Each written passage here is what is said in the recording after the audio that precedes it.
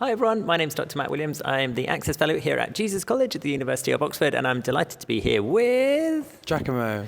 Jacquamo, tell us a bit about yourself. So I'm a second year historian. I'm from Anglesey in North Wales, and I applied to Jesus College that academic year before last. So Jacquamo, you're also the Access Rep for the JCR, is that right? What does that entail?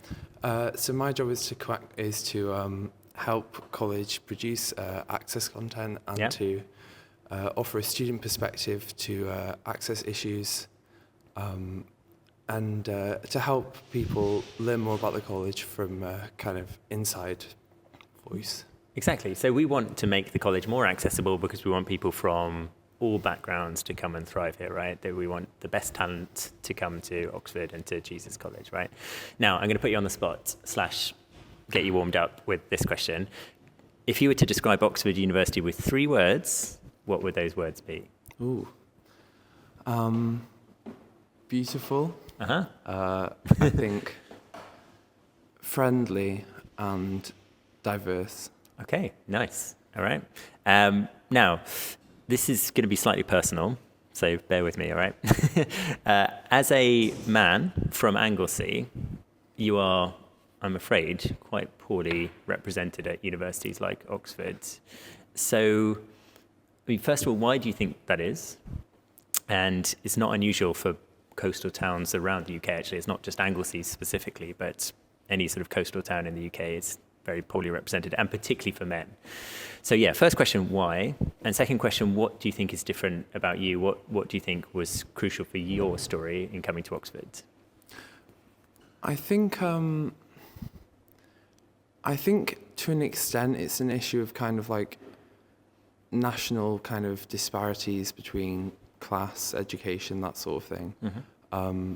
I think it makes sense why state schools, especially in poor areas get less people coming to Oxford. But at the same time, I think more so it's an issue of, I don't want to say ambition, because that sounds of kind of awareness of the opportunities available to you. Mm-hmm. So I think a lot of people, I mean, in my case, I think there were plenty of people around me growing up who would have made great Oxford candidates and Oxford students. But I think to so many people that opportunity, that sense of what was available to them wasn't there because they hadn't been taught about it, or they didn't feel like they had the support systems around them to kind of encourage them to go for it.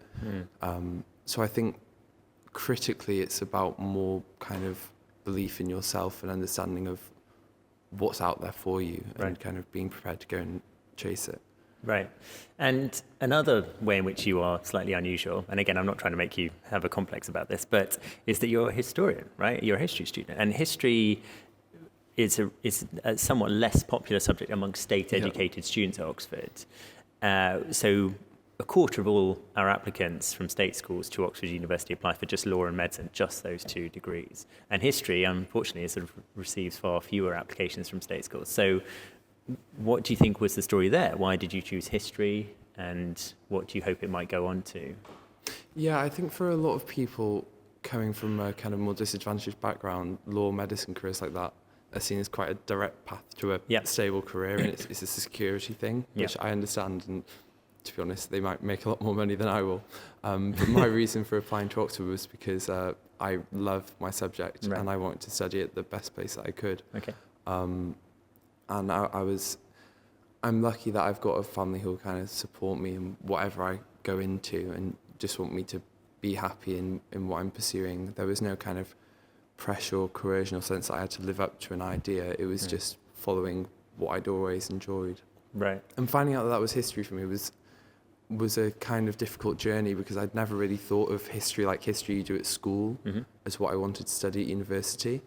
As I was kind of putting together the pieces and thinking about what I could end up applying for, it came down in the end history and English, which are 2 of my A-level subjects, and I realised that the real thing that I've been interested in through studying English literature is the historical context and learning about kind of voices from the past, whether they be fictional or non-fictional.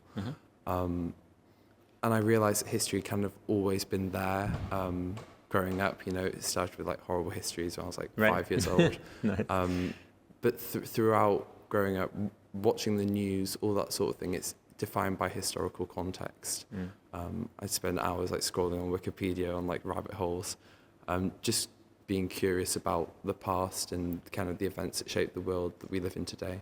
So what do you say to people who ask you, well, what's the point in a history degree? How are you going to use that? Or perhaps even the voices in your head that might ask you similar things. I think, firstly, it's really important that people realise that whatever degree you do, like, there are so many different careers that you can go into. And a degree at its heart is teaching you to read and write and think analytically and critically.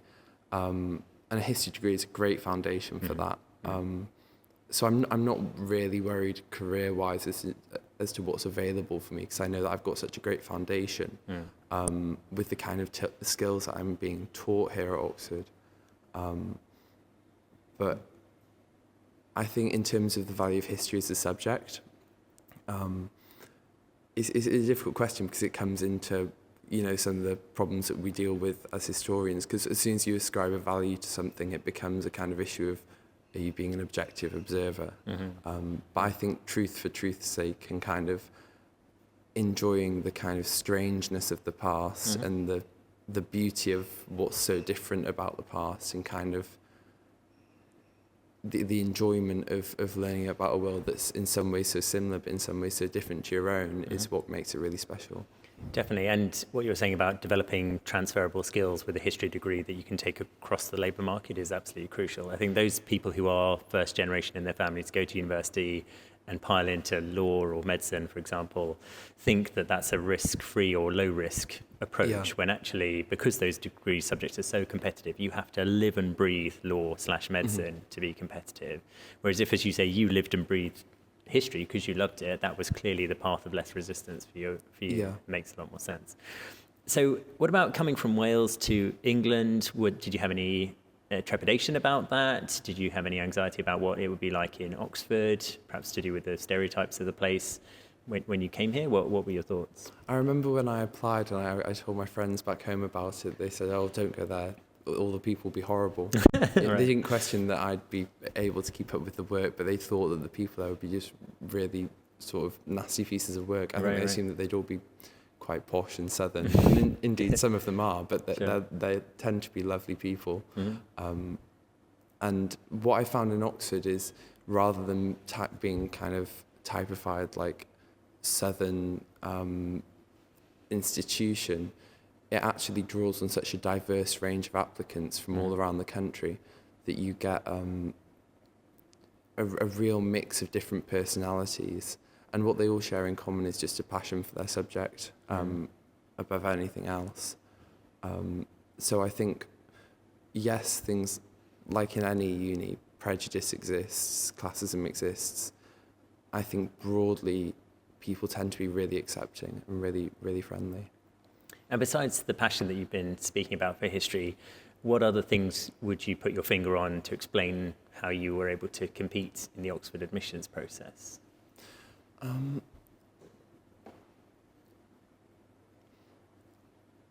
I think what Oxford is looking for is a specific kind of thinking. It's not just about, and it's not suited to everyone. So there are some people who will excel in their careers but don't follow the kind of line of teaching that Oxford's offering, which is about dialogue, it's about the tutorial structure, and being kind of willing to kind of verbalise an idea in often quite a messy and strangulated way, and being able to kind of raise that in a tutorial and sort of unpick the kind of threads of that idea and actually work constructively with your tute partner and with your tutor to kind of develop a line of thinking and to interrogate different possibilities. So as a young man in Wales, how did you possibly prepare yourself for that?